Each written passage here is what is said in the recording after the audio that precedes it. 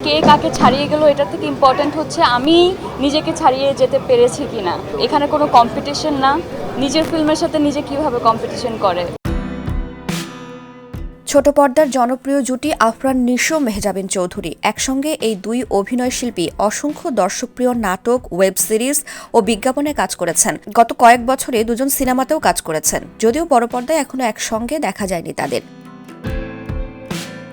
ভক্তদের অনেক দিনের ইচ্ছে দুজনকে একসঙ্গে রূপালী পর্দায় দেখার। এবার দর্শকের সেই অপেক্ষার অবসান ঘটতে চলেছে। জানা গেছে প্রথমবারের মতো বড় পর্দায় জুটি বাঁধতে চলেছেন নিশো ও মেহজাবিন। পুলসিরাত শিরোনামের এই ছবিটি পরিচালনা করবেন ভিকি জাহেদ। এটি একটি সাসপেন্স থ্রিলার ঘরানার সিনেমা হতে যাচ্ছে।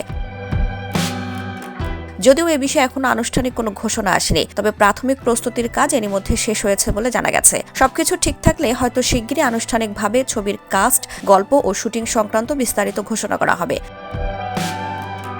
নিশো মেহজাবিন জুটির উল্লেখযোগ্য কিছু কাজের মধ্যে পুনর্জন্ম, শিল্পী, শুক্লপক্ষ, মাইনকার চিপায়, 22 এপ্রিল, ঘটনা সত্য, নীল জলের কাব্য ব্যাপক দর্শকপ্রিয়তা পেয়েছিল।